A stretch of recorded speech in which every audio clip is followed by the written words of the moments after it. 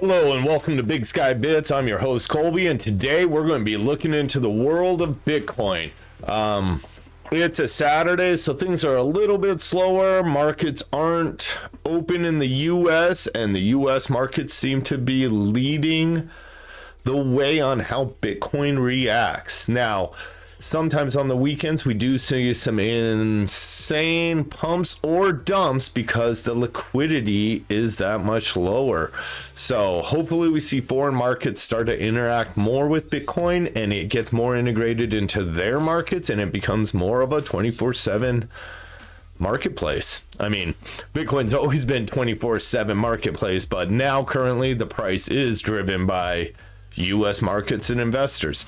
Getting into these topics, we'll look over some of the projects that are going on in the crypto ecosystem and how the majority of those are scams. Bringing us to the first article, a nice video I watched yesterday by Joe Nakamoto.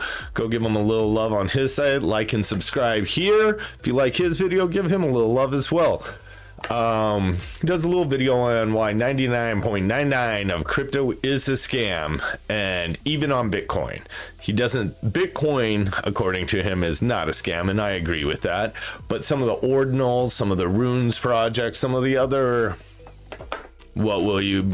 projects being built on top, or even some of the second layer solutions they're claiming to facilitate Bitcoin, but really launching their own token and just trying to get rich off Bitcoin's name.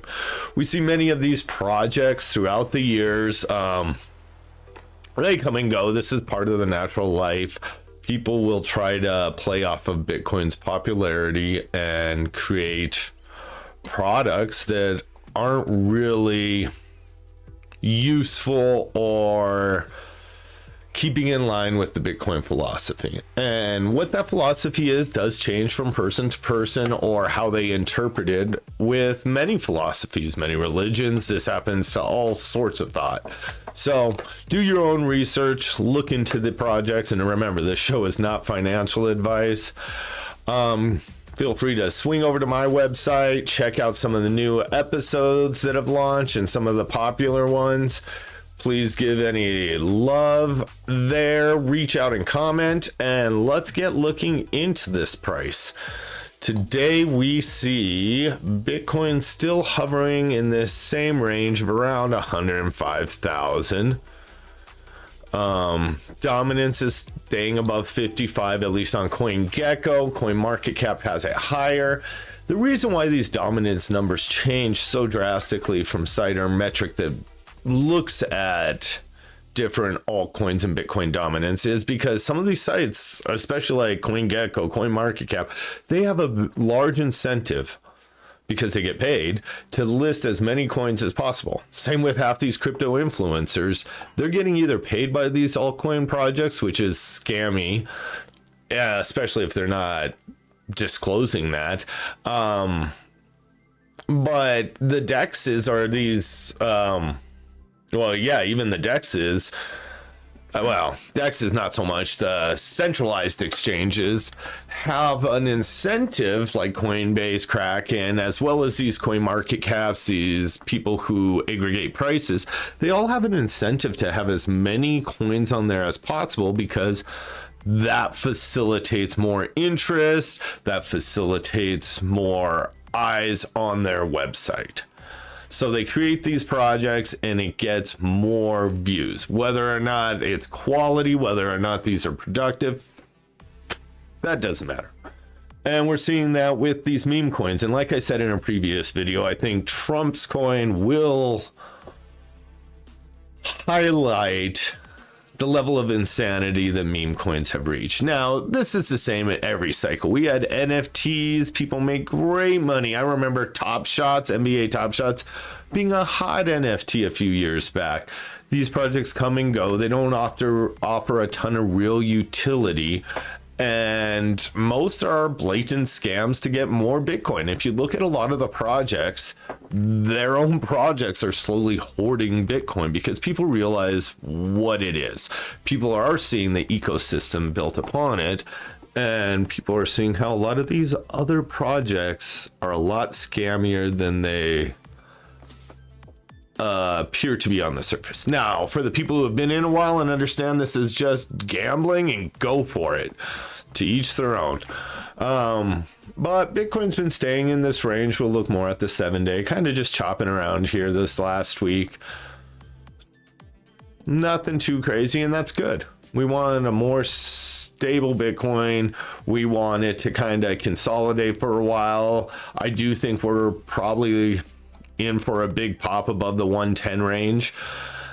But going over to Primal, we'll see a different kind of content than a lot of the other social media. Over on Nostra, you can definitely get a more feeling of what the Bitcoin community feels like, and you can see a fight forming between Ripple and Bitcoin, as Ripple, the company, is actively fighting the Bitcoin strategic reserve. They're fighting for their place in it, which I understand. But if people understood what crypto was created for and how antithetical XRP is to the crypto message and to decentralization, maybe there'd be a different perspective. But where we stand, I hope most people just make money. Get your money, learn about this tech, and like most people, you'll switch over to Bitcoin.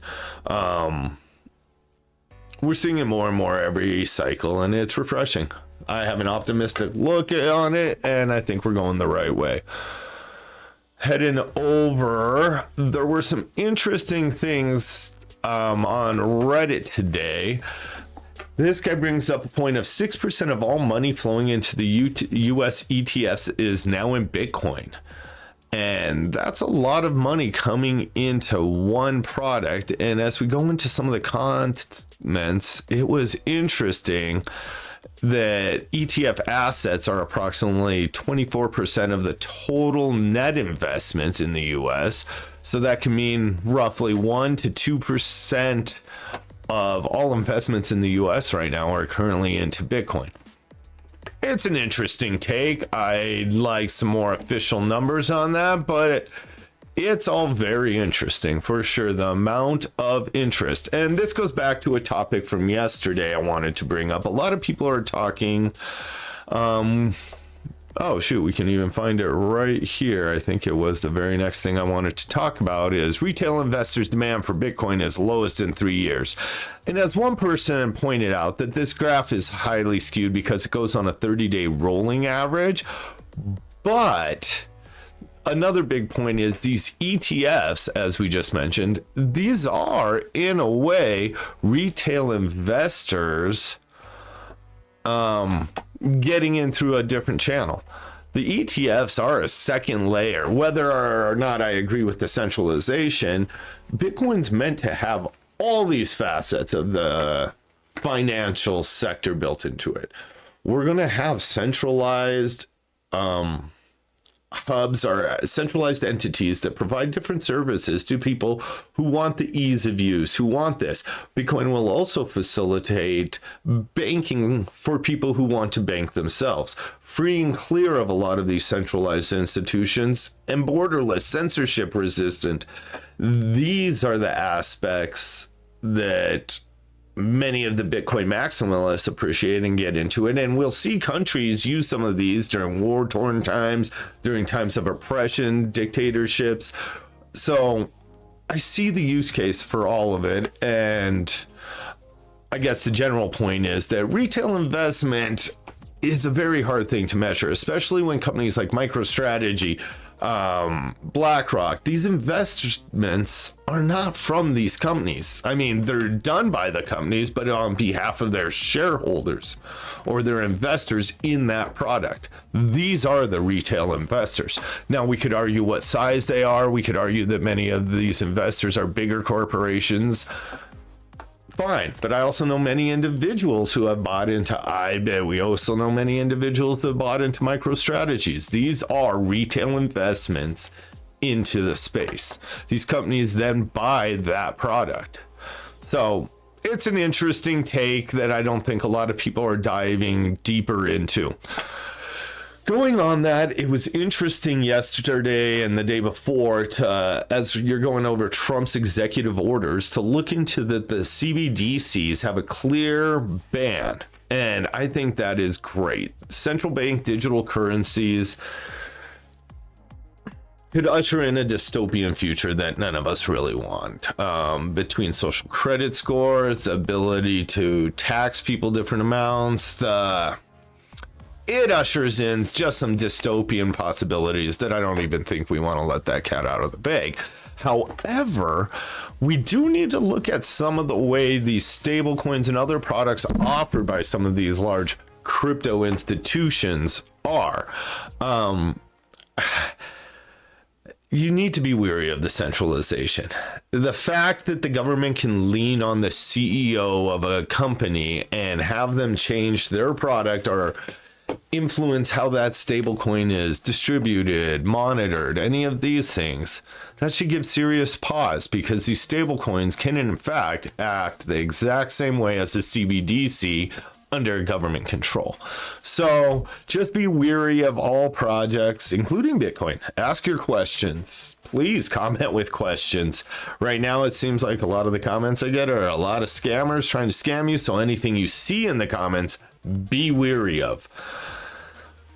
The other big news also comes from BlackRock. BlackRock announced that they will allow in-kind exchanges. So those of you who hold Bitcoin or have IBIT shares can now either take your IBIT shares direct custody. I didn't really read or understand how they will facilitate that. And hopefully that is true to some degree, because as people become more aware of what Bitcoin is, that might be a nice option for them. And on the other side of the coin, they're going to allow people with Bitcoin to get IBIT shares. So some of the many early investors could look at that as a positive to get a more, or get an asset that might be more recognized by some of the US government institutions, thus allowing them to take loans or do other financial risks with that product. The last big thing is, well, everyone's concerned about Ross Ulbricht's freedom, and I'm happy he is released. His sentence was too long. I also want us to take a look and understand that the founders of Samurai are still doing time, and we need to talk about mixing services and the role government has done to attack some of the people who facilitated the exact type of services that we want for anonymity within the Bitcoin space. So if Bitcoiners are cheering on the freeing of Ross Ulbricht, I also think we need to get behind the movement to free some of these mixers like Tornado Cash, Samurai Wallet, other products that allowed people to mix their crypto. Just a take. Hope everyone's having a great Saturday. Thank you for your time. I appreciate everyone coming here. I appreciate any comments. And if you liked it, please like and subscribe and have a great day.